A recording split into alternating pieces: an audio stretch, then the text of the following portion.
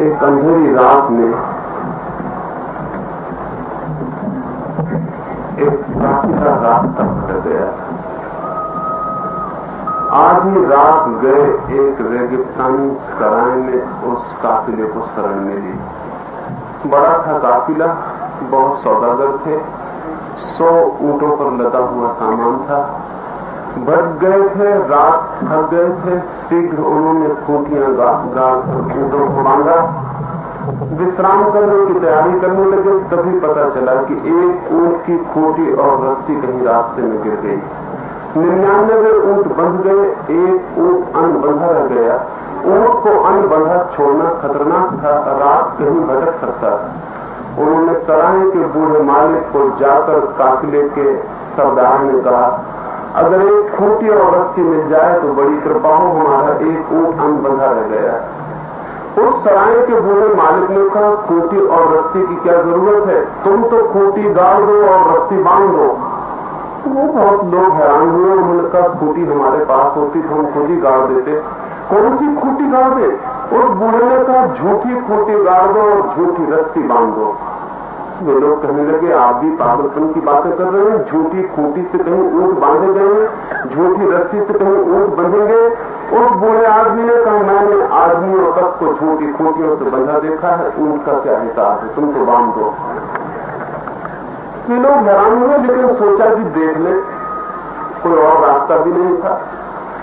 अंधेरे में उन्होंने झूठी खूंटियां गाड़ी, खूंटियां नहीं थी, लेकिन गाड़ने का उपक्रम किया, हथौड़े से आवाज की।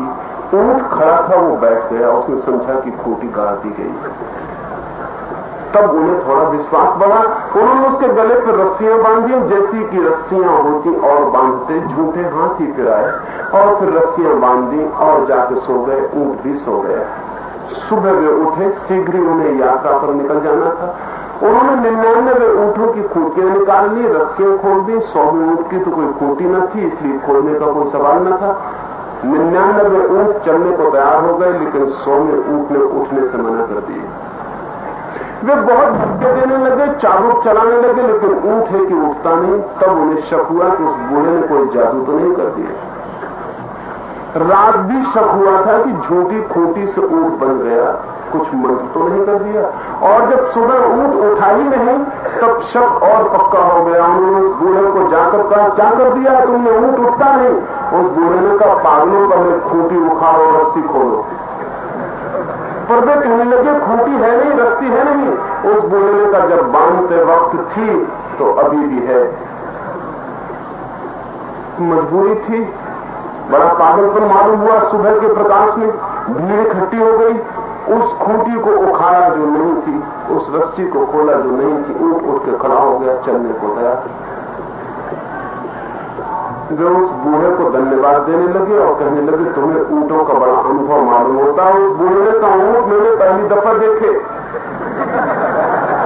मैं तो आदमियों के अनुभव के आधार पर कह दिया। आदमी बहुत सी झूठी खूंटियों में बंधा है, बहुत सी झूठी रस्सियों, जिनका कोई अस्तित्व नहीं है, सिर्फ कल्पना में ही उनका अस्तित्व है। एक एक व्यक्ति भी झूठी खूंटियों से बनता है, समाज भी, राष्ट्र भी, पूरी की पूरी सभ्यता और संस्कृति भी झूठी खूंटियों से बंधी हो सकती है। आज तीसरे सूत्र में झूठी खूंटी की बुनियादी बात को समझ लेना जरूरी है, क्योंकि जब तक हम झूठी खूंटियों से मुक्त न हो जाएं, तब तक समाज में कोई क्रांति नहीं हो सकती। और पहली झूठी खूंटी क्या है, बुनियादी झूठी खूंटी क्या है? एक एक आदमी भी उसी बुनियादी झूठी खूंटी से बनता है। समाज भी, राष्ट्र भी, सभ्यताएं और संस्कृतियां भी, वो झूठी खूंटी है अहंकार की, ईगो की।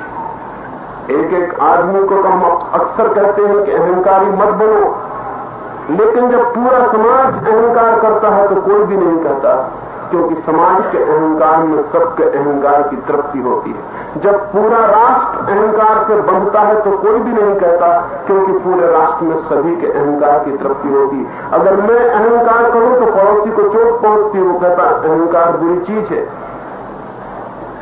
लेकिन अगर पूरा राष्ट्र अहंकार करे तो राष्ट्र में किसी को पता नहीं चलता कि राष्ट्र का अहंकार और भी खतरनाक चीज है। अगर एक एक आदमी का अहंकार खतरनाक है तो पूरे के पूरे समाज, समूह और संस्कृति का अहंकार और भी खतरनाक है, क्योंकि एक आदमी का अहंकार छोटा सा अहंकार है, संस्कृति और समाजों के अहंकार बहुत मजबूत। और एक आदमी का अहंकार एक जिंदगी में खत्म हो जाएगा, धूल में मिल जाएगा, लेकिन संस्कृतियों के अहंकार धूल में नहीं मिलते, पुष्ट दर पुष्ट जारी रहते हैं, हजारों लाखों वर्ष तक चलते रहते हैं, इतने मजबूत हो जाते हैं उन्हें तोड़ना बहुत मुश्किल हो जाता है। भारत बहुत अहंकारी समाज है। हम हजारों साल से ये धारणा बनाए बैठे हैं कि हम जगत गुरु, कोई कहे या न कहे, हम अपने ही मुंह से सारी दुनिया में ये प्रचार करते रहते हैं कि हम जगत गुरु। शर्म भी हमें नहीं आती, संकोच भी नहीं होता, और ये भी नहीं लगता कि अपने मुंह मियां मिट्ठू बनना बहुत हीनता का लक्षण है। ध्यान रहे, जो समाज जितना हीन होता है उतने ही अहंकार पोषता है। हीनता अहंकार की जन्मी, जितना इंफीरियरिटी कॉम्प्लेक्स होती है किसी आदमी में, जितनी हीनता की ग्रंथि होती है, उतना ही दम घोषणा करता है वो। और जो समाज जितना हीन होता है उतने अहंकार का पोषण करता है। भारत इतने अहंकार का पोषण करता है, उसका एक ही कारण है कि समाज बहुत भीतर से हीन, आत्मा को खो चुका है, भीतर से सड़ चुका है, भीतर खोखला है। बाहर अहंकार की घोषणाएं हैं, हम जगत गुरु है। कौन कहता है जगत गुरु? पूरा मुल्क भी जगत गुरु है और गांव गांव में भी जगत गुरु बैठे हुए। जगत एक है और जगत गुरु बहुत। कोई पूछता भी नहीं कि एक जगत के इतने गुरु कैसे हो जाते हैं। और बड़ा मजा ये है कि ये जगत गुरु जगत से बिना पूछे जगत गुरु हो जाते। जगत से उन्होंने कभी नहीं पूछा कि हमें गुरु मानते हो। मैं एक गांव में गया तो वहां भी एक जगत गुरु थे। मैंने पूछा कि जगत गुरु यहां भी, इस छोटे से गांव में भी कितने शिष्य हैं इनके? जो लोग मेरे पास मिलने आए तो वो कहने लगे, शिष्यों की अगर पूछते तो शिष्य तो सिर्फ एक है, वो भी वैतनिक है, उसको भी तनख्वाह देते। वो जमाने में कि मुफ्त में शिष्य मिल जाते थे, शिष्यों को भी खरीदना पड़ता। खरीदने के सिक्के कोई भी हो सकते हैं, दूसरी बात है, लेकिन शिष्य भी खरीदने पड़ते हैं। और दुनिया में धर्मों के बीच जो झगड़ा है वो झगड़ा सत्य का नहीं है, न परमात्मा का, सिर्फ शिष्यों को खरीदने का झगड़ा, और कोई झगड़ा नहीं। दुकानदारियां हैं, ग्राहकों को खरीदने के झगड़े। गुरुओं के अड्डे, मठ, मंदिर और ग्राहकों को खरीदने के झगड़े। धर्मों के नाम पर सारे झगड़े शिष्यों को खरीदने के झगड़े हैं, और कोई झगड़ा नहीं। एक ही शिष्य, वो भी वैतनिक। फिर ये जगत गुरु कैसे हो गए? गांव के लोग हंसने लगे, वो कहने लगे कि वो है जगत गुरु। उन्होंने बड़ी ऊंची तरकीब निकाली है और उनके ऊपर कोई वैधानिक आरोप भी नहीं उठा सकता है। उनका जगत गुरु होना बिल्कुल कॉन्स्टिट्यूशनल है, वैधानिक नहीं। उनका कैसे जगत गुरु वैधानिक हो सकते? उन लोगों ने कहा उनका एक शिष्य, उसका नाम उन्होंने जगत रख लिया,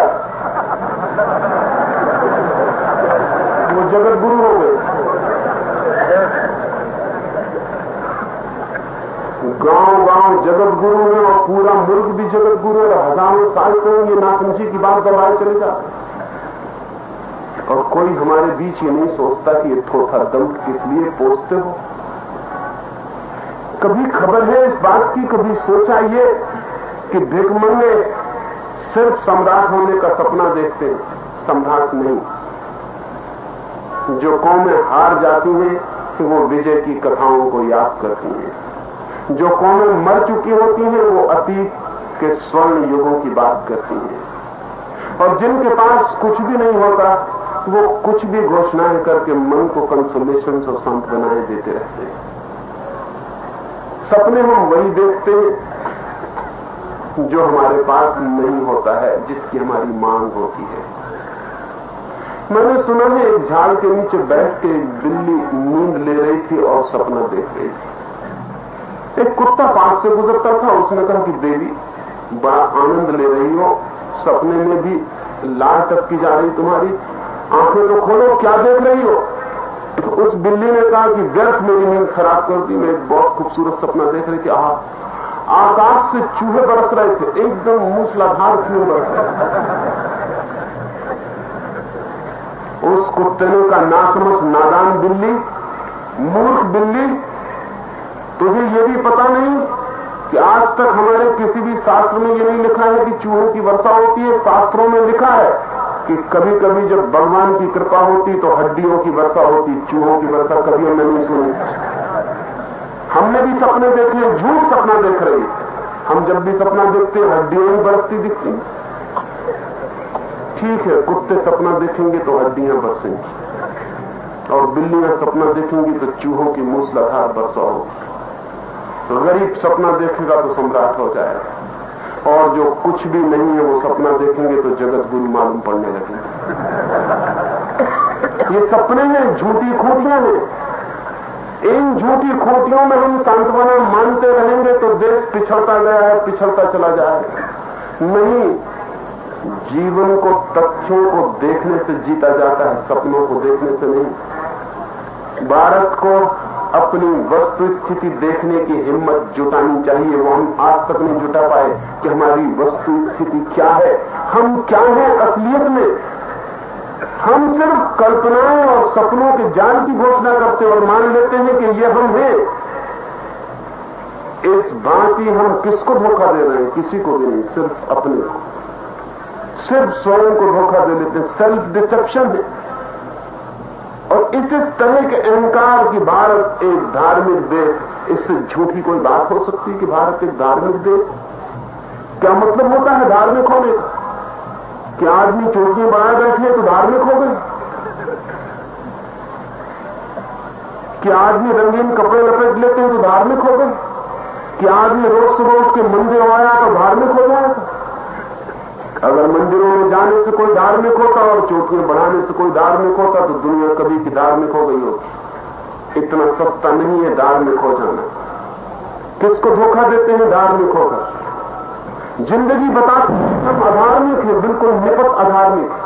लेकिन नहीं, हम कहेंगे कैसे अधार्मिक? हम गंगा स्नान करते। गंगा स्नान करने से धर्म का क्या संबंध? लेकिन हम कहेंगे गंगा स्नान करने से पाप सब बह जाते हैं। बेईमानों ने ईजाद की होगी ये बात कि गंगा में स्नान करने से पाप बह जाते हैं। पापियों ने ईजाद की होगी ये बात, जो पाप भी करना चाहते हैं और पाप से छूटना भी नहीं चाहते, वो नदियों में स्नान करके मन को समझाते हैं कि पाप बह जाते हैं। नदियों में स्नान करने से पाप बहते होते तो दुनिया कभी की पवित्र हो गई होती। रामकृष्ण के पास एक दिन एक आदमी गया और कहा कि मुझे आशीर्वाद दे, मैं गंगा स्नान को जा रहा हूं। रामकृष्ण ने कहा, पागल हो गया है, गंगा स्नान किस लिए जा रहा? उस आदमी ने कहा कि पाप धुल जाते हैं गंगा में, गंगा का पवित्र पानी है, इसलिए जा रहा हूं, आशीर्वाद दे। रामकृष्ण तो बहुत सरल सीधे आदमी थे, उन्होंने कहा जाता है तो जा, लेकिन एक बात ध्यान रखना, गंगा के किनारे बड़े बड़े दरख्त देखे वो किस लिए? उस आदमी ने कहा किस लिए मुझे कुछ पता नहीं, गंगा का महात्म तो पढ़ा है लेकिन दरख्तों का भी कोई महात्मा उनके किनारे खड़े ये किसी शास्त्र में लिखा नहीं। रामकृष्ण ने कहा फिर मैं तुझे बता देता हूं, जब तू पानी में डूबेगा तो गंगा के प्रभाव से अलग हो जाएंगे, दरख्तों पर चढ़ कर बैठ जाएंगे, और जब तू वापस लौटेगा उतर के फिर सवार हो जाएगा। हाँ, अगर पाप से बचना हो तो गंगा में डूबे तो फिर निकलना मत, डूबे रह जाएंगे तो बच सकता है, क्योंकि गंगा तभी तक तो पवित्र कर सकती होगी जब तक डूबे हुए, और जब बाहर निकलोगे फिर वही न हो जाओगे जो थे। और मजे की बात है कि गंगा में डूबने से गंगा के भीतर भी मर सकते हो, लेकिन पाप से कैसे मुक्त हो सकते हो? क्या संबंध है इसमें? क्या संगति है? कौन सा तर्क है? लेकिन नहीं, हम इस तरह की बातों को धार्मिक होना समझते हैं। एक आदमी मंदिर में सिर पटक के रोज आ जाता है और धार्मिक हो जाता है, और चारों तरफ देखता जाता है मंदिर जाते वक्त कि लोग देख रहे हैं कि नहीं कि मैं मंदिर जा रहा हूं। उतना ही मजा है मंदिर जाने का, रिस्पेक्टेबिलिटी, थोड़ा सा आदर चारों तरफ के नासमझ देते हैं, उसके अतिरिक्त कोई और अर्थ नहीं। मंदिर बना देता है एक आदमी और सोचता है कि धार्मिक हो गया। कोई आदमी यज्ञ करवा देता है, रुख चलवा देता है, गीत फुकवा देता है और सोचता है कि धार्मिक हो गया। धार्मिक होना इतनी आसान बात है। धार्मिक आदमी होता है चेतना के रूपांतरण से, धार्मिक आदमी होता है आत्मा के परिवर्तन से, धार्मिक आदमी होता है प्रभु के मंदिर में प्रवेश से।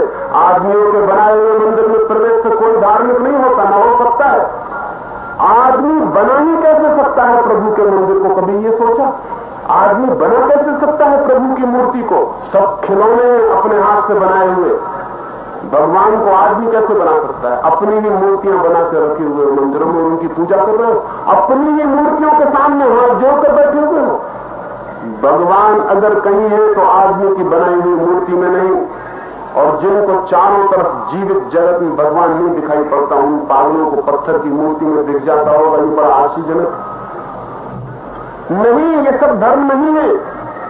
लेकिन इसी सब को मान के हम धार्मिक हो गए। मेरे एक मित्र स्वीडन गए हुए थे, एक यूनिवर्सिटी में प्रोफेसर है, बड़े तथाकथित धार्मिक आदमी है।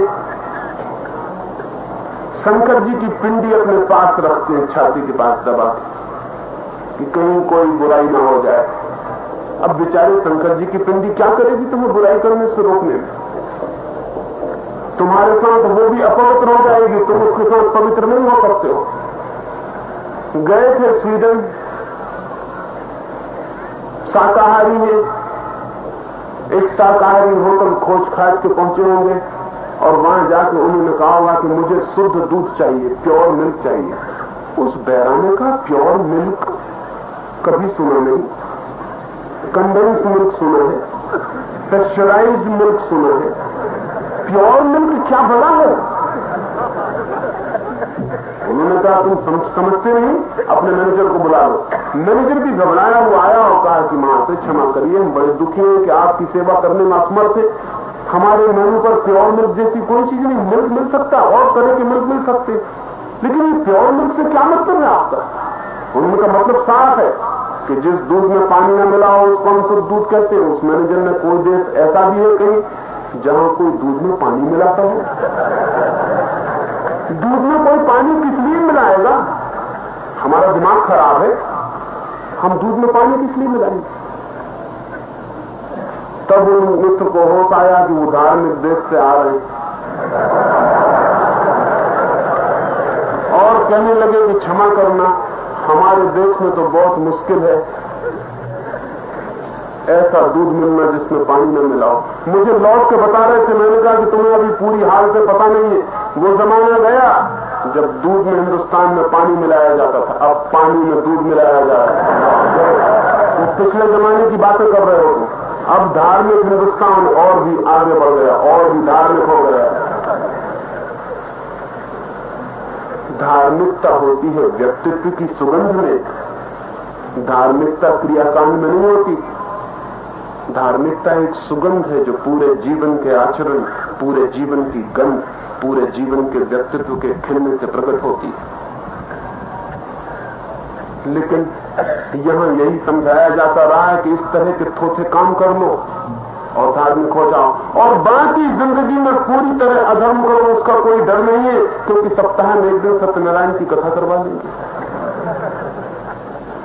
या कभी वर्ष में एक बार तीर्थ हो आएंगे, या मरते वक्त भगवान का नाम ले लेंगे। हद हो गई।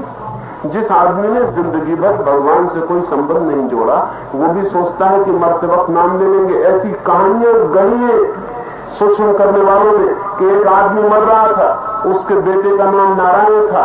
मरते वक्त उसने अपने बेटे को बुलाया नारायण, और आकाश वाला नारायण धोखे में आ गया और समझा कि मुझे बुला रहा, उसको स्वर्ग भेज दिया। तुम तो बुद्धू हो ही, आकाश के नारायण को भी बुद्धू बनाने की लगे। वो अपने बेटे को बुला रहे थे और नारायण धोखे में आ गए। जब इतना सस्ता हो मोक्ष में चला जाना, तो कोई आदमी धार्मिक होने की कोशिश क्यों करे? मरते वक्त एक दफे नाम ले लेंगे, और अगर खुद की जबान बंद हो जाए तो एक ब्राह्मण को किराए पर रख लेंगे, वो नाम कान में बोलता रहेगा नारायण नारायण। जिंदगी अखंड है। ऐसा नहीं होता कि जिंदगी भर एक आदमी अधार्मिक रहा हो, मरते वक्त भगवान का नाम ले ले। पहला तो मजा ये है कि भगवान का नाम नहीं है कोई, भगवान का कोई नाम नहीं है, आदमी का ही कोई नाम नहीं है। आदमी बिना नाम के पैदा होता है, नाम हम देते हैं। नाम कहीं भी नहीं है, नाम मनुष्य की ईजाद है। भगवान का तो कोई भी नाम नहीं है। नाम पुकारेंगे कैसे? लाख चिल्लाओ राम राम रहीम रहीम, खाली आकाश में व्यर्थ चिल्ला रहे हो, उसका कोई नाम नहीं है जिसको तुम बुला रहे हो। उसे बुलाना हो तो सब बुलाने बंद कर देना पड़ता है, चुप हो जाना पड़ता है, मौन हो जाना पड़ता है। वहां शब्द भी खो जाता है, विचार भी खो जाता है, सब खो जाता है, शास्त्र भी खो जाता है, स्वयं होना भी खो जाता है। वहां परिपूर्ण मौन है, टोटल साइलेंस है, वहां उसकी पुकार होती है। और जो पागल राम राम राम राम कर रहा है, इस आदमी का दिमाग खराब है और कुछ भी नहीं। अगर एक आदमी बैठ के कुर्सी कुर्सी कुर्सी करे तो हम उसका इलाज करवाएंगे। और इसको हम समझ रहे हैं कि धार्मिक बड़े महात्मा हैं, हम उनको हाथ जोड़ रहे हैं। सिर्फ दिमाग विकृत है। शब्द की पुनरुक्ति पागलपन का लक्षण है, शब्द का छूट जाना धार्मिक होने का लक्षण है।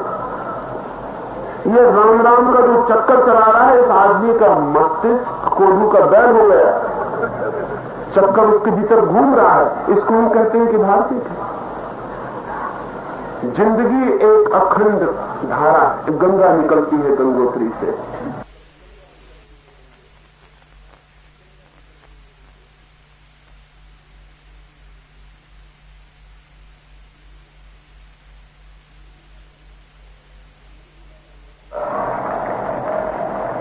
जिंदगी भर पूछता था तिजोरी की चाबी, ये वही सब बातें पूछता था। पत्नी ने कहा धन्यवाद कि आज अंतिम क्षण में उसने पूछा अपने बेटे को, उसने कहा निश्चिंत रहो बेटा मौजूद है। उस आदमी ने और घबरा के पूछा कि नंबर 2 का बेटा कहां? उसकी पत्नी ने कहा सब यही, नंबर 2 का भी मौजूद, नंबर 3 वो भी है। वो आदमी हाथ उठा के उठने लगा, उसकी पत्नी ने कहा आप लेटे रहे, आप उठे मत। उसने कहा नंबर 4। पत्नी ने कहा आप घबराते क्यों हैं, हम सभी ही मौजूद, नंबर 4 भी है। वो आदमी उठ के बैठ गया, उसने कहा नंबर 5 कहां है? उसकी पत्नी ने कहा वो आपके पैर के पास बैठा, आप घबराते क्यों? उस आदमी ने कहा घबराऊं क्यों नहीं, फिर दुकान कौन चला रहा है जब सभी दुकान पर कौन है? तो पत्नी भूल में थी कि प्रेम की याद आ गई। जिंदगी भर जिसको पैसे की याद आई, वो मरते वक्त प्रेम की याद कैसे आ सकती? असंभव है, इम्पॉसिबिलिटी है। चित्त के भी तो नियम है, कुछ चित्त में भी तो कोई सातत्य है, चित्त की भी तो कोई धारा है। चित्त जैसा निर्मित हुआ है वही होगा आखिरी क्षण में। इसलिए धार्मिक होना कुछ ऐसा नहीं है कि आप आखिरी वक्त में धार्मिक हो जाएंगे, और न ही धार्मिक होना कुछ ऐसा है कि 23 घंटे आप अधार्मिक रहें और 1 घंटे आप धार्मिक हो जाएं। ये भी नहीं हो सकता। ये हो सकता है कि 23 घंटे सांस न लें और 1 घंटे सांस लें। ये हो सकता है कि 1 घंटे सांस ले लेंगे, 23 घंटे सांस नहीं लेंगे, तो फिर दोबारा घंटा नहीं आएगा सांस लेने वाला।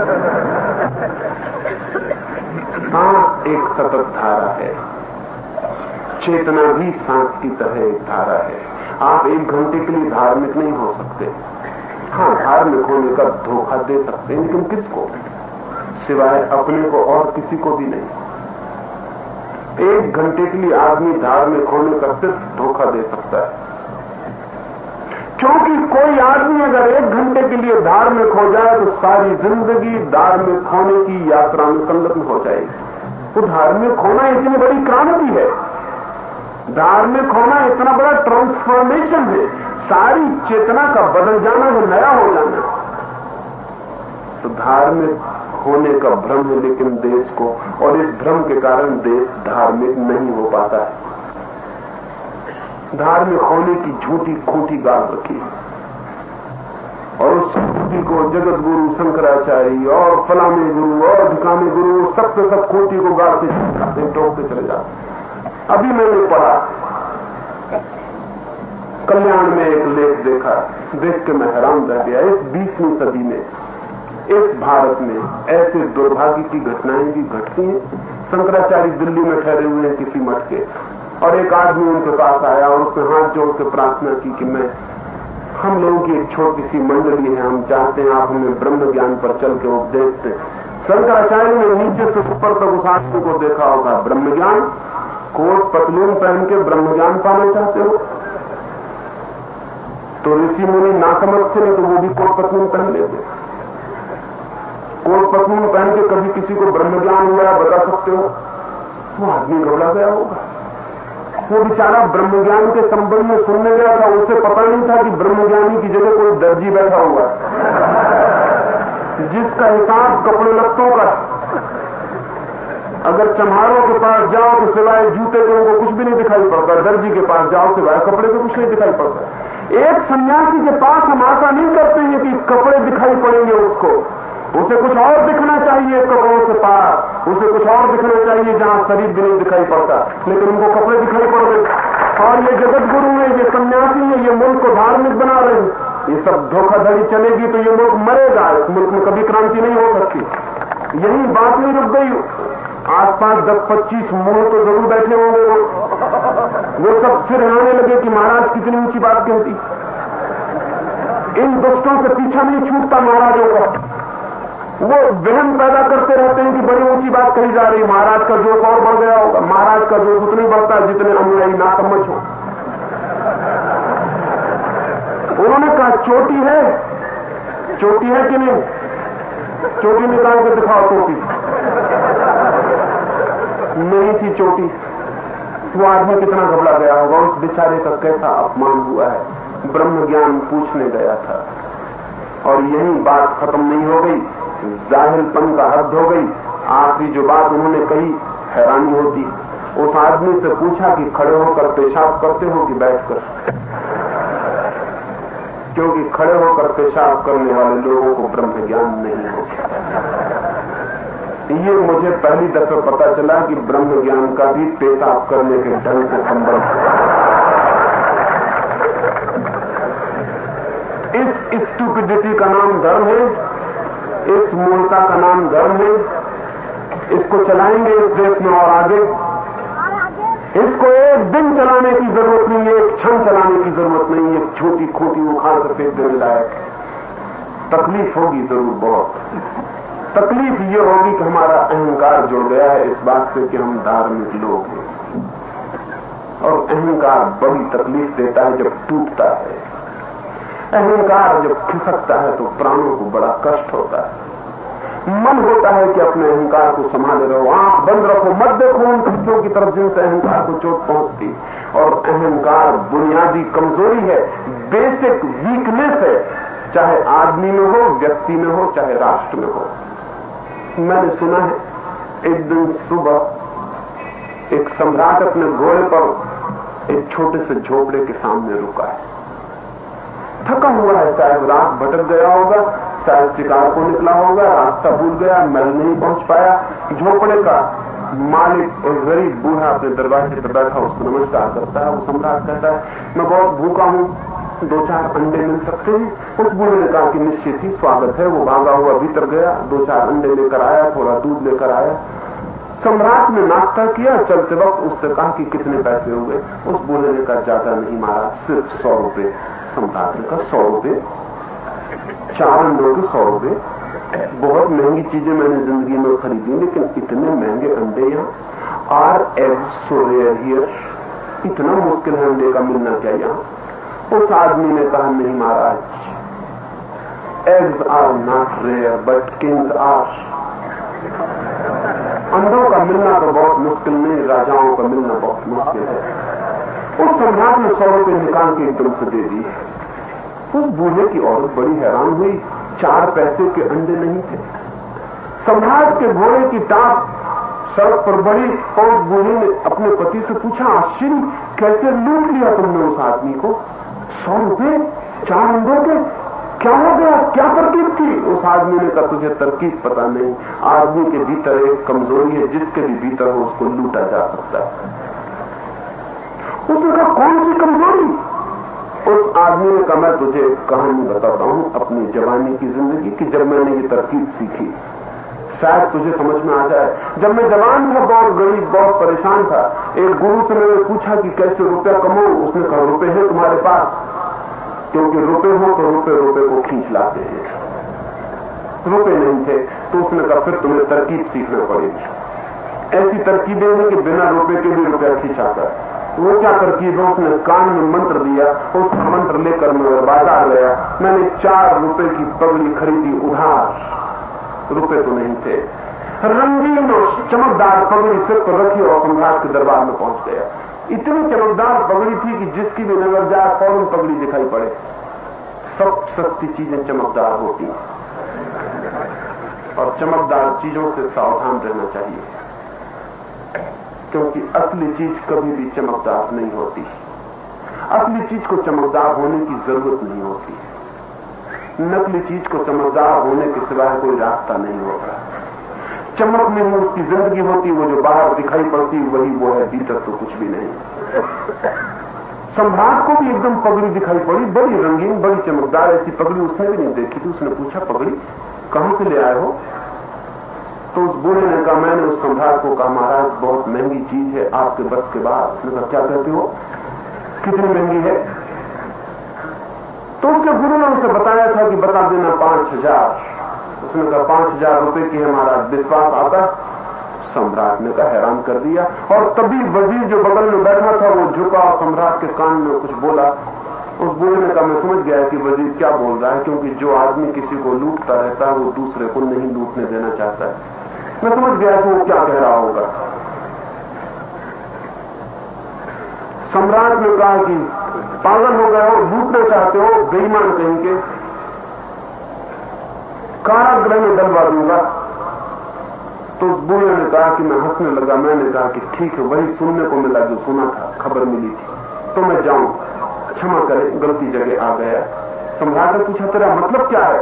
तो मैंने कहा कि मुझे कहा है इस पगड़ी के मालिक ने कि इस जमीन पर एक ही ऐसा सम्राट है, एक ही इस पूरी पृथ्वी पर जो इस पगड़ी को 5000 रुपए में खरीद सकता है। मैं उसी की खोज में निकला हूं, क्षमा करें महाराज गलत जगह आ गया। उस सम्राट ने कहा पगड़ी खरीदो, पगड़ी इसी वक्त खरीदो। वो पगड़ी 5000 रुपए में खरीदी गई। ह्यूमन वीकनेस, आदमी की एक ही कमजोरी है, अहंकार। एक एक आदमी उसी कमजोरी में बर्बाद होता है और जब कोई पूरा समाज उस कमजोरी में पड़ जाता है तो उसकी बर्बादी निश्चित हो जाती है। भारत अहंकार की वजह से बर्बाद हुआ और भारत आज भी अहंकार को ही लेके जी रहा है। और कितने आश्चर्य की बात है कि अहंकार गिरने के कितने मौके आए लेकिन हमने संभाल लिए। 1000 साल गुलाम रहे लेकिन अहंकार को नहीं गिरने दिया। लातें खाई न मालूम किन किन कौमों की, जो भी कौम आई उसने लातों में गिरा दिया, लेकिन हम सब तरह से गिर गए लेकिन अहंकार को ऊंचा रखा, उसको नहीं गिरने दिया। सब डरे हुए, सब खो दिया, बाहर की संपदा खो दी, भीतर की आत्मा खो दी, सब खो दिया, लेकिन एक बात बचाए रखे, वो अहंकार, वो ईगो कि हम कुछ हैं, जगत गुरु हैं, धर्मनिष्ठ हैं, आध्यात्मिक हैं। ये बातें हमने बचाए रखी। इन झूठी खूंटियों पर देश अटका है। अगर क्रांति चाहिए तो इस अहंकार को जाने दो। कष्ट होगा लेकिन इस कष्ट को झेलना जरूरी है, जैसे मां प्रसव की पीड़ा को झेलती है नए जन्म के पूर्व। अगर इस समाज को नया जन्म चाहिए तो इसे अहंकार के मिटाने की प्रसव पीड़ा से गुजरना ही पड़ेगा। क्यों इतना जोर से मैं कहता हूं कि अहंकार को छोड़ना जरूरी हो गया?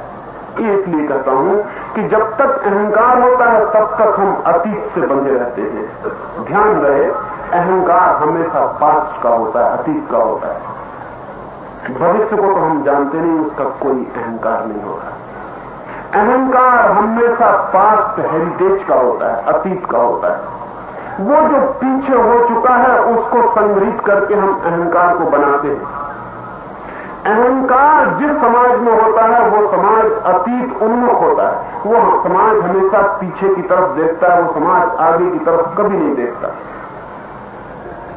और जो समाज आगे की तरफ नहीं देखता वो कैसे निर्माण करेगा, वो कैसे भविष्य के अनजान रास्तों पर चलेगा, वो कैसे नए समाज को बनाएगा, वो कैसी नई जिंदगी को पैदा करेगा, वो कैसे नए तारों पर चरण रखेगा, वो कैसे नए इतिहास, वो कैसे नए दिन, नई रातें, नए सूरज पैदा करेगा। वो जो पीछे देखता है वो आगे कैसे देख सकता है। अहंकारी समाज सदा पीछे देखता है, अहंकारी आदमी भी सदा पीछे देखता है। अहंकारी आदमी कहता है मैं याद है पद्म भूषण की पदवी मिली थी, भारत रत्न हो गया, जेल गया था 1942। वो पीछे देख रहा है। वो जो मर चुका है उसका संग्रह किए बैठा है। अहंकार मरे हुए का संग्रह है। अहंकार डेड जो जा चुका है उसका संग्रह है। अहंकार हमेशा मृत संग्रह है। जीवित आदमी के पास अहंकार नहीं होता, क्योंकि जीवित आदमी जीता है वर्तमान में, भविष्य उन्मुख, आगे की तरफ देखता हुआ। आगे तो अभी कुछ किया नहीं है, इसलिए उससे अहंकार निर्मित नहीं होता। पीछे कुछ हो चुका है, उससे अहंकार निर्मित होता है। अहंकारी समाज पीछे की तरफ देखता है। अहंकारी समाज अतीत से जुड़ा रह जाता है। वो कहता है राम राज्य, राम राज्य चाहिए, जो हो चुका वही चाहिए उसे फिर से, कुछ और नया बनाने की हिम्मत नहीं, कुवत नहीं। और राम राज्य में क्या था जिसकी वजह से चाहिए? क्या है राम राज्य में? एक सामंतशाही फ्यूडल व्यवस्था, जहां राजा की पत्नी के भी बचाए रखने की कोई भरोसा नहीं। एक समाज जहां आदमी बिकता है, गुलाम। आदमी बिकते थे राम राज्य के वक्त बाजार में, दास्ता की दुनिया थी। एक ऐसा समाज जहां राम जैसा अच्छा आदमी भी एक गरीब शूद्र के कानों में शीशा पिघला के डाल देता है, क्योंकि उसने वेद का मंत्र सुन लिया है। ऐसे बेहूदे समाज को फिर से लाना चाहते हैं? ऐसे समाज को फिर से लाने की बात सोचते हैं? जिंदगी को पीछे ले जाना चाहते हैं? लेकिन जिन समाजों का अहंकार है वो आगे की तरफ देखते नहीं, उनकी मजबूरी है। उनकी आंखें जो है वो आगे की तरफ देखती नहीं, उनका चेहरा पीछे की तरफ मुड़ा हुआ है, गर्दन जकड़ गई है और गर्दन पैरालाइज हो गई। उनकी हालत ऐसी जैसे उनको एक कार बनाए और पीछे की तरफ लाइट लगा दे, गाड़ी आगे की तरफ चले और लाइट पीछे की तरफ पड़े, उल्टी हुई, पीछे की उल्टी हुई धूल दिखाई पड़े, रास्ता दिखाई पड़े, तो दुर्घटना होनी निश्चित। भारत के इतिहास में दुर्घटनाओं का मूल कारण भारत का सदा पीछे की तरफ देखना। भारत का पूरा इतिहास दुर्घटनाओं का इतिहास है। कल भी दुर्घटनाएं होंगी, परसों भी होंगी, जिंदगी और नई दुर्घटनाएं लाएगी। अभी जिंदगी खत्म नहीं हो गई और दुर्घटनाएं भारत में होती ही रहेंगी, क्योंकि भारत अभी भी पीछे ही देखता है, वो आगे की तरफ नहीं देखता। अहंकार पीछे की तरफ झुकाता है, अहंकार खो जाता है तो आदमी की तरफ, आगे की तरफ देखता है। कभी आपने ख्याल किया, छोटे बच्चे कभी पीछे की तरफ नहीं देखते, छोटे बच्चे सदा आगे की तरफ देखते। छोटे बच्चे भविष्य के सपने देखते, उनका कोई अतीत होता ही नहीं। देखेंगे भी तो क्या देखेंगे, कुछ पीछे होते ही, पीछे क्या है। लेकिन बूढ़ा आदमी, आपको पता है, कभी आगे की तरफ नहीं देखता, सदा पीछे की तरफ देखता है, क्योंकि बूढ़े के आगे कुछ नहीं होता सिवाय मौत के। वहां एक अंधेरा पर्दा है मौत का, वहां देखने से फायदा क्या है? वहां देखने में डर लगता है, वो पीछे लौट के देखता रहता है। वो कहता आहा बचपन के दिन, जवानी की बातें, वो गीत, वो सपने, वो प्रेम, वो सब उसी में खोया रहता है। बूढ़ा आदमी जवानी में खोया रहता है, जितने जवान भी जवानी में नहीं होते। और इसलिए बूढ़ा आदमी जवानों से बड़ी ईर्ष्या करता है। वो ईर्ष्या अपनी याददाश्त की जवानी के कारण, अन्यथा कोई कारण नहीं। बूढ़ा पीछे देख रहा है, पीछे देख रहा है। और जो बूढ़ा आदमी पीछे नहीं देखता, वो बूढ़ा आदमी मरते वक्त तक बच्चा होगा, उसकी जिंदगी में कभी बुढ़ापा नहीं आता। बुढ़ापा उम्र की बात नहीं है, देखने के ढंग की बात है। अगर बच्चा भी पीछे की तरफ देखने लगे तो बूढ़ा हो गया।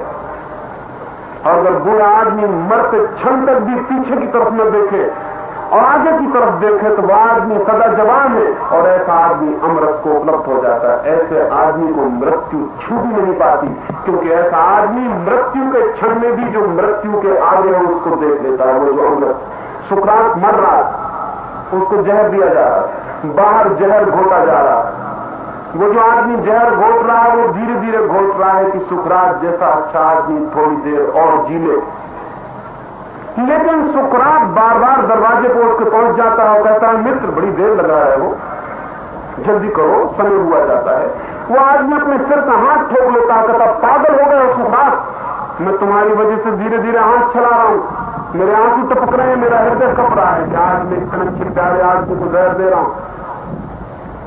जल्लादों का हृदय कब जाता है प्यारे आदमियों को सूली देते वक्त, लेकिन पुरोहितों, पंडितों, नेताओं का दिल नहीं करता।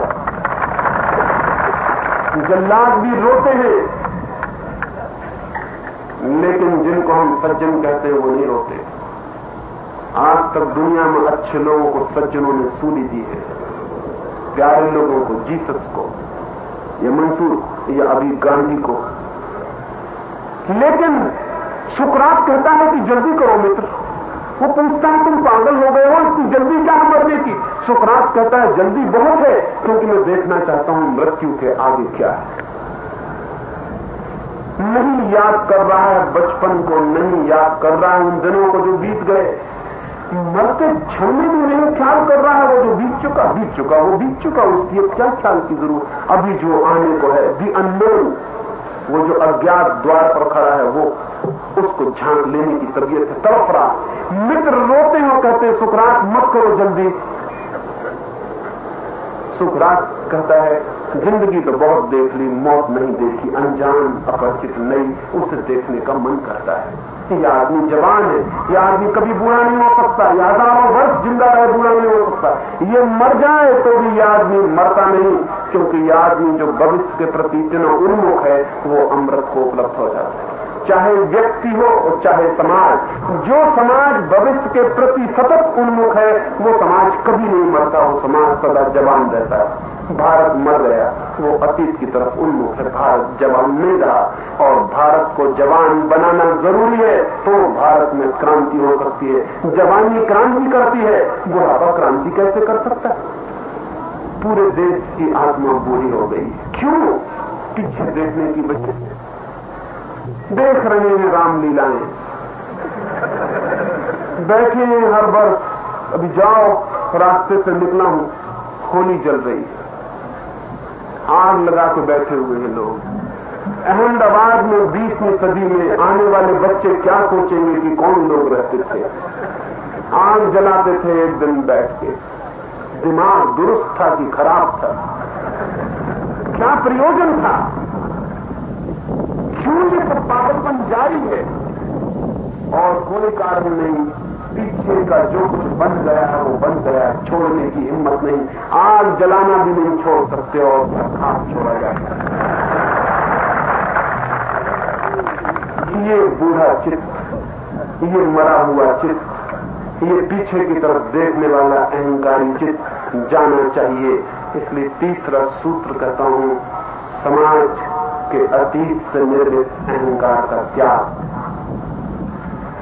बिल्कुल पूरी तरह त्याग, ताकि चित्त नया हो जाए, फ्रेश माइंड पैदा हो जाए, मन के पास ताजा दिमाग पैदा हो जाए, जो पीछे के बोझ से घिरा हुआ नहीं है, जो आगे की तरफ देखता है, चांद तारों की तरफ जो दूर है। क्यों आगे की तरफ देखने के लिए इतना आग्रह क्यों करता हूं? इसलिए करता हूं कि जो आगे की तरफ देखता है वो क्रिएटिव हो जाता है, सृजनात्मक हो जाता है। क्योंकि आगे की तरफ सिर्फ देखा नहीं जा सकता, आगे को निर्मित करना पड़ता है। आगे चलना है, जीना है, उसको निर्मित करना पड़ता है। पीछे सिर्फ देखा जा सकता है, पीछे कुछ निर्मित नहीं करना है, आपको सिर्फ देखना है।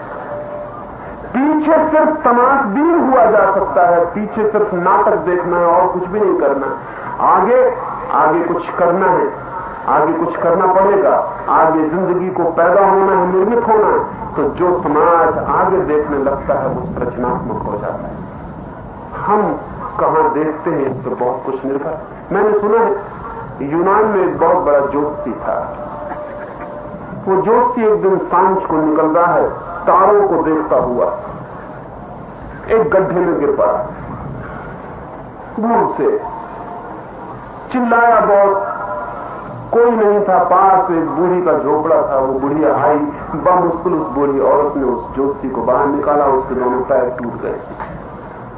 वो ज्योतिषी ने उसे बहुत धन्यवाद दिया और उस बूढ़ी औरत से कहा कि शायद तुझे पता नहीं कि मैं एक बहुत बड़ा ज्योतिषी हूं, मेरा नाम कभी सुना? चांद तारों के संबंध में मुझसे ज्यादा जानने वाला कोई आदमी नहीं।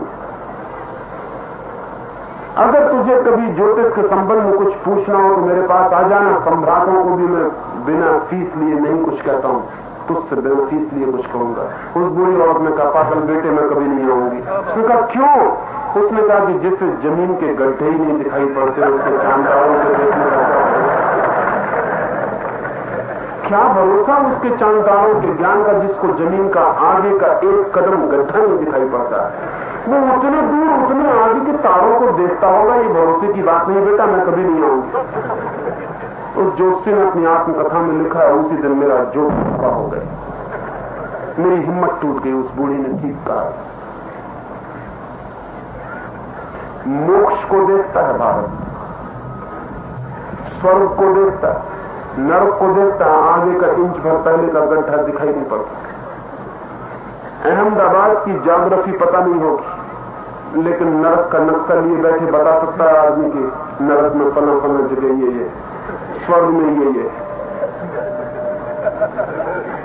बैठे हैं मंदिरों में लोग, पूछ रहे हैं महाराज देवताओं की कितनी योनियां होती, और महाराज बता रहे हैं। पूछने तक तो ठीक था, पूछने वाले ना समझ हो सकते हैं, लेकिन बताने वालों के साथ औरत हो गई। मैंने सुना एक दिन कि स्कूल में एक बड़ी अजीब घटना घटी। एक छोटा सा स्कूल, बहुत स्कूल घबराया हुआ है, सारे स्कूल के बच्चे बहुत चिंतित थे। एक इंस्पेक्टर आने वाला निरीक्षण के लिए, वो खबर आ गई कि उसका दिमाग खराब, और वो ऐसे प्रश्न पूछता है कि जिनके उत्तर हो ही नहीं सकते, और फिर रिपोर्ट खराब कर देता। तो न मालूम किस किस तरह के प्रश्न बच्चों को सिखाए जा रहे हैं। तैयार बच्चे किए गए, इंस्पेक्टर आ गया, वो दिन आ गया, इंस्पेक्टर भीतर आया। एक कक्षा विशेष रूप से तैयार की गई है, सब बुद्धिमान बच्चे इकट्ठे कर लिए गए। हेडमास्टर खड़ा है, मास्टर खड़े हैं, सब खड़े। उस इंस्पेक्टर ने कहा कि बेटो एक सवाल पूछता हूं, और ये सवाल मैंने बहुत जगह पूछा, इसका जवाब अब तक कोई नहीं दे पाया। अगर तुमने इसका जवाब दे दिया तो फिर मैं दूसरा सवाल नहीं पूछूंगा, क्योंकि मेरा नियम यह है कि चावल का एक दाना हंडी से निकाल कर देख लेना काफी होता है। और अगर इसका जवाब तुम नहीं दे सके तो फिर मैं हूं और तुम हो और आज का दिन, इसलिए इसको बहुत सोच के जवाब दे दे। सब सांसें रुक गई। उसने प्रश्न पूछा, बड़ा सरल प्रश्न पूछा, और प्रश्न ये पूछा कि एक हवाई जहाज दिल्ली से उड़ा कलकत्ते की तरफ 200 मील प्रति घंटा की रफ्तार से, तो तुम बता सकते हो कि मेरी उम्र क्या है?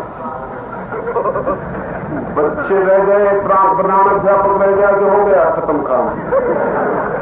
क्योंकि हवाई जहाज किसी रफ्तार से उड़े और दिल्ली से उड़े कि पेकिंग से उड़े और कहीं भी जाए, इससे किसी इंस्पेक्टर की उम्र का क्या संबंध? लेकिन आश्चर्य इस पर नहीं हुआ, क्योंकि इंस्पेक्टर तो पागल था। एक लड़का जो से हाथ हिलाने लगा। शिक्षक घबरा गए कि ये तो पागल है, कक्षा में भी एक पागल, ये क्या उत्तर देगा? क्योंकि इसका कोई भी उत्तर गलत होगा, क्योंकि प्रश्न ही गलत, बेमानी, एब्सर्ड है। लेकिन उस बच्चे को पीछे से इशारा किया अध्यापकों ने, लेकिन वो तो जोर से हाथ हिला, वो किसी को नहीं देख रहा। इंस्पेक्टर तो खुश हो गया, उसने कहा ये बच्चा हिम्मत वाला, ये पहला मौका है कि इस प्रश्न के उत्तर को देने की किसी ने हिम्मत की। कोई फिक्र नहीं, गलत भी हो लेकिन बेटे खड़े हो जाओ, मैं बहुत खुश हूं, तुमने हिम्मत तो की। उस लड़के ने कहा हिम्मत का सवाल नहीं, मेरे सिवाय इस पृथ्वी पे इसका उत्तर कोई दे भी नहीं सकता। आपकी उम्र 44 वर्ष है। इंस्पेक्टर हैरान रह गया, उसकी उम्र 44 वर्ष थी। उसने कहा बेटे तुमने किस विधि से पता लगाया? उसने कहा विधि बहुत आसान है, मेरा बड़ा भाई है, उसकी उम्र 22 वर्ष है, वो आधा पागल।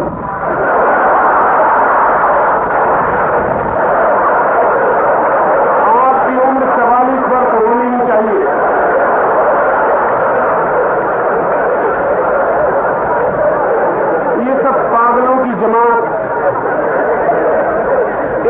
में बहुत भारी है।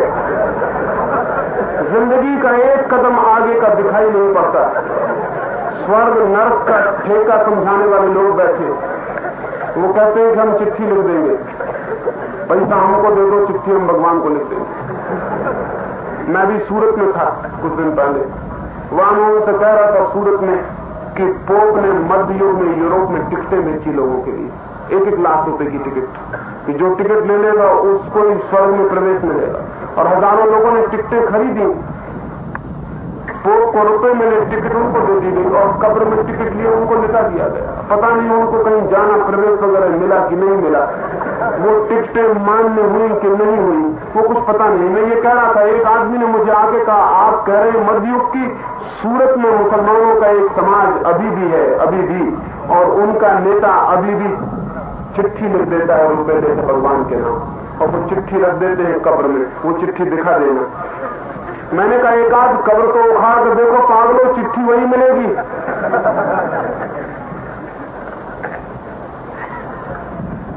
ये सब क्या हो रहा है? ये सब क्या है?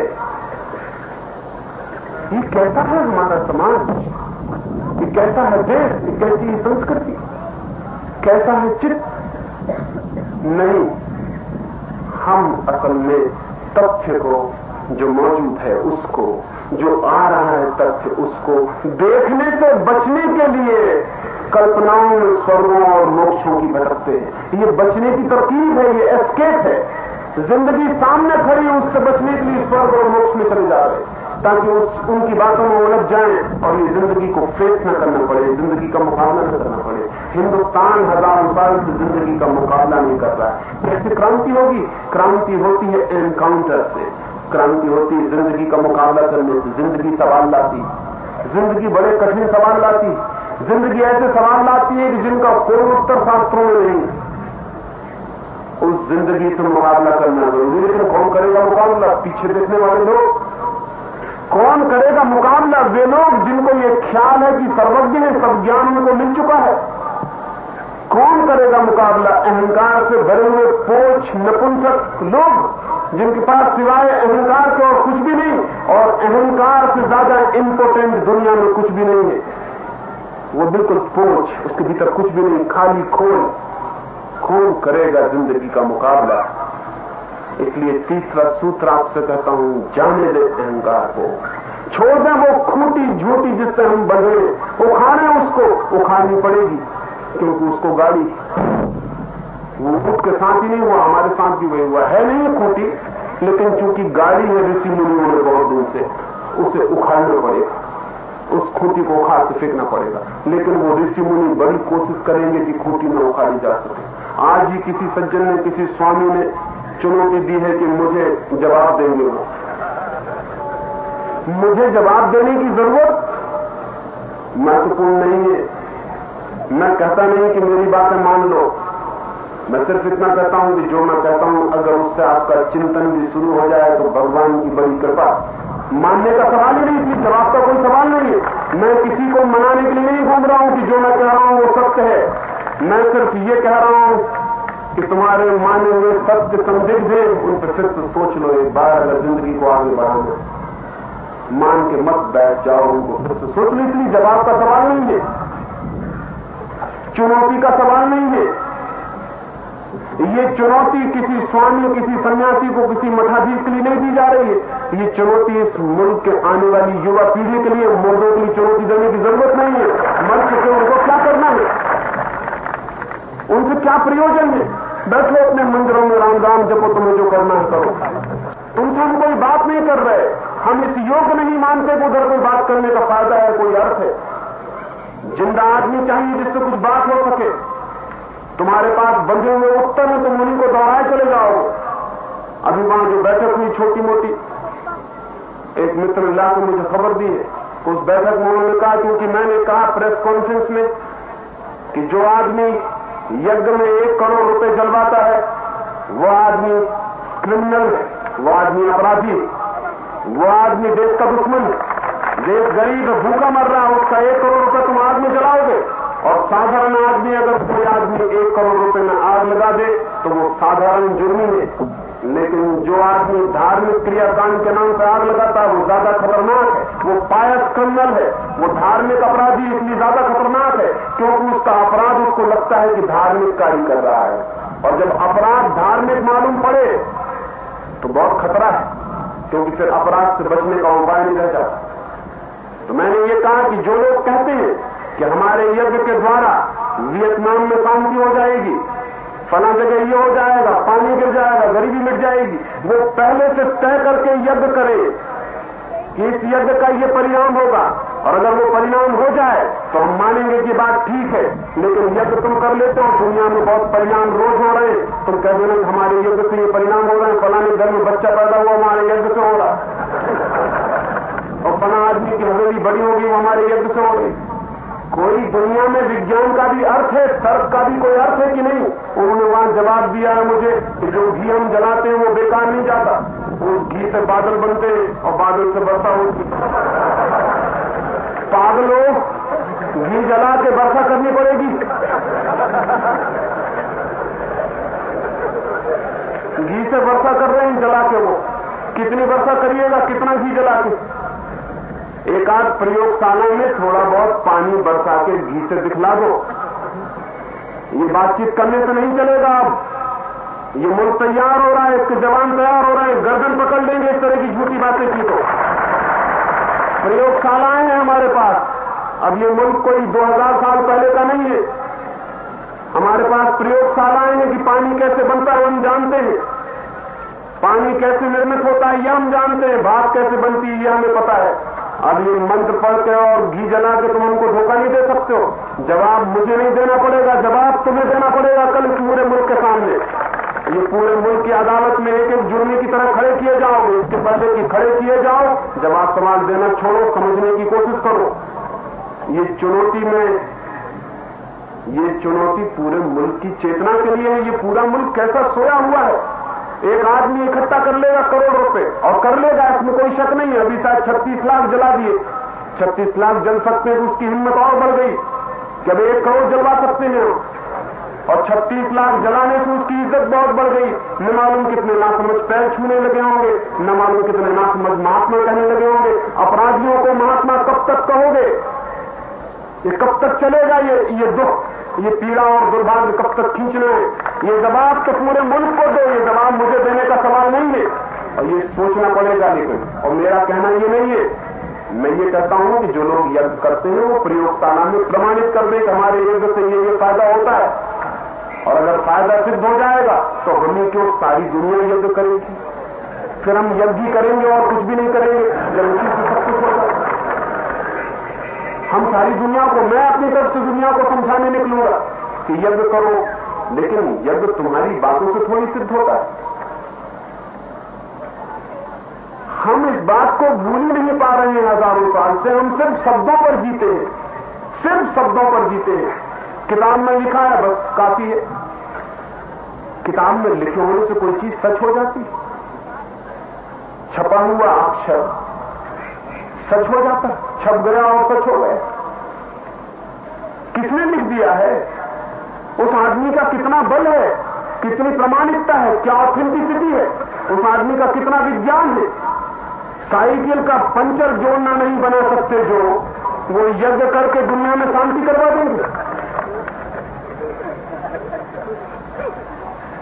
कुछ भी साइंटिफिक होने का तमीज, कोई वैज्ञानिक बुद्धि का थोड़ा बहुत सबूत दो। ये उत्तर सवाल जवाब देने का नहीं है। कोई मैं वेद के मंत्रों पर निर्णय नहीं ले रहा हूं कि इसका क्या अर्थ है। इधर जिंदगी के असली सवाल है, उधर वेद के मंत्रों पर किसी बैठ के बकवास करके शास्त्रा यहां जिंदगी के मामले में नहीं चलेगा। यहां जिंदगी भूत मानती है, सत्य मानती है, सत्य मानती है। और मैं आपसे कहूंगा कि जिस समाज में, जिस गांव में, जिस राज्य में, जिस देश में इस तरह की नासमझी चलती है, अगर आप खड़े होकर देखते हो तो आप भी जिम्मेदार हो, आप भी उस अपराध के भागीदार हो, क्योंकि खड़े होकर देखना भी जुर्म है। उसके लिए जिस आदमी में थोड़ी बुद्धि है उसे निश्चित कुछ किया जाना चाहिए। इस देश में एक यज्ञ न हो इसकी फिक्र की जानी चाहिए, और अगर उनको बहुत उत्सुकता है, तो 1 करोड़ रुपया इकट्ठा करें, एक रिसर्च फेलोशिप तय करें, कुछ वैज्ञानिक मिलकर प्रयोग करके देखें उस 1 करोड़ रुपए से कि यज्ञ से क्या हो सकता है। तो समझ में आने वाली बात होगी, उससे निर्णय होगा। मेरे विवाद से और मुझे जवाब देने से कहीं मंडली में बैठ के कुछ होने वाला नहीं।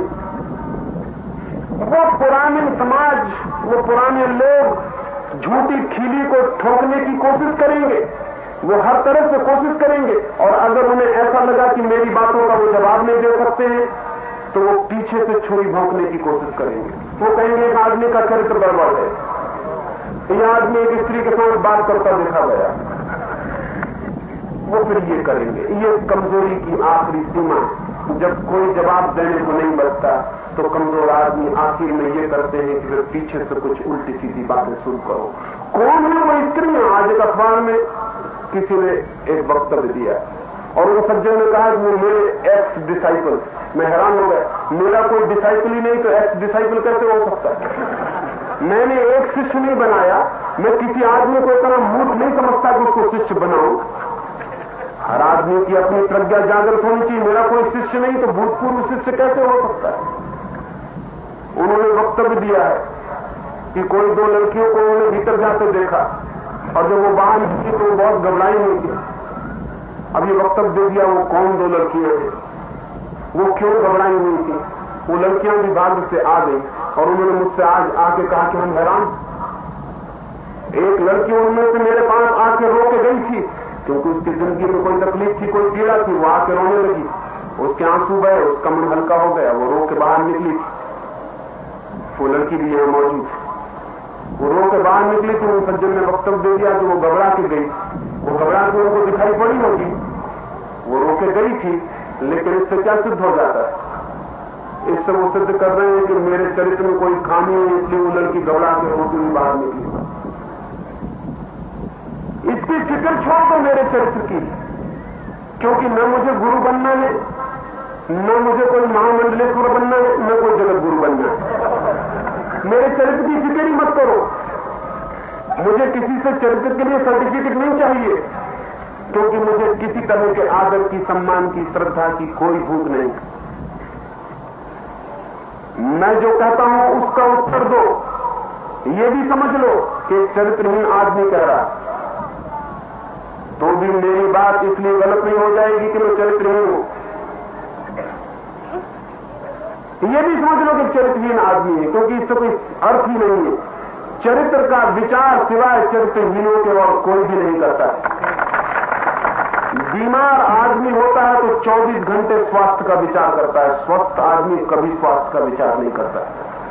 चरित्र जिसके पास है वो चरित्र की बातों में नहीं पड़ता है, जिनके पास चरित्र नहीं होता वो इन्हीं तुच्छी बातों में जीवन खराब करते हैं। पर इसकी फिक्र छोड़ दो। ये भी मान लो कि एक आदमी चरित्रहीन है, अब मैं चरित्रहीन हूं और मैं कहता हूं कि यज्ञ में घी जलाना पागलपन है, तो क्या मेरी ये बात इसलिए गलत हो जाएगी कि चरित्रहीन आदमी का कि उससे एक औरत मिलने जा रही थी तो वो रोती हुई बाहर निकली, इसलिए गलत हो जाएगी ये बात? तब तो फिर बड़े अद्भुत लोग हो, तब फिर उस इंस्पेक्टर से तुम्हें मिलना चाहिए।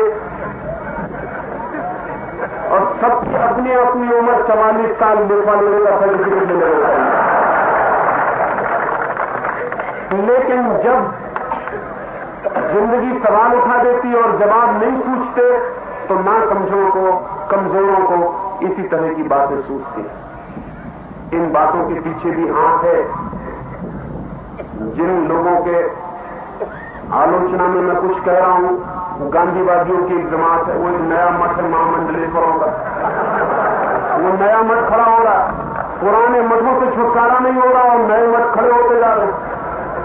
पुराने सन्यासियों से हम मरे जा रहे हैं और नए सन्यासी खड़े हुए चले जा रहे हैं।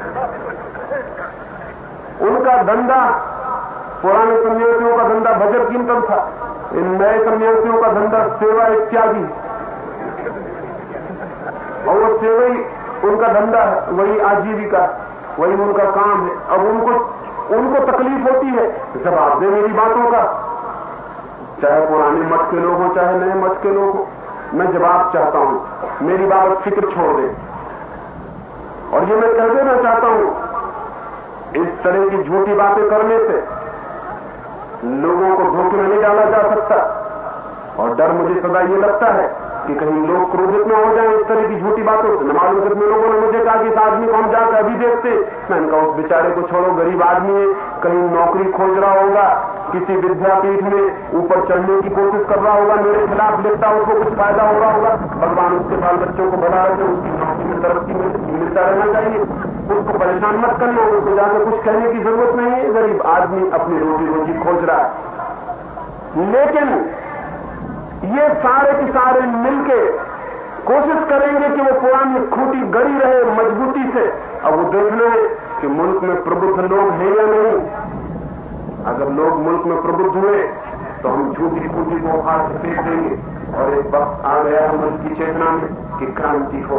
एक वक्त आ गया है कि आमूल क्रांति हो, जीवन के सारे पहलू बदले जाएं, जिंदगी पर सारी पुरानी राख झाड़ी जाए, जिंदगी पर सारी जंग झाड़ी जाए, जिंदगी को नई चमक, नई रौनक, नए प्राण दिए जाएं, जिंदगी में नए बीज बोए जाएं, नए फूल खिले। और आखिरी बात आपसे मैं कहना चाहता हूं, अगर भारत ये हिम्मत जुटा ले नए होने की, तो दुनिया में कोई देश इस देश का मुकाबला करने में समर्थ नहीं हो सकता है। क्यों? क्योंकि इस देश का मानस 2000 साल से अनकल्टिवेटेड बंजर पड़ा हुआ है। एक खेत अगर 2000 साल तक पड़ा रहे जिसमें बुआई न हो, बीज न डाले जाएं और पड़ोस के खेत में बीज बोए जाते रहे और 2000 साल बाद उस बंजर पड़े खेत में बीज डाले जाएं, तो जो फसल होगी उसका मुकाबला किसके खेत कर सकते हैं? सारे दुनिया का मस्तिष्क काम करता रहा, भारत का मस्तिष्क 2000 साल से बिना काम किए पड़ा। अगर इस मस्तिष्क में क्रांति आ जाए तो मैं आपसे कहता हूं आने वाली सदी हमारी है। आने वाले 50 वर्षों में हम दुनिया की चेतना के सामने एक नए प्रतीक, एक नए अर्थ, एक नए स्वप्न की भांति खड़े हो जाएंगे। एक स्वर्ण युग हम पैदा कर सकते हैं।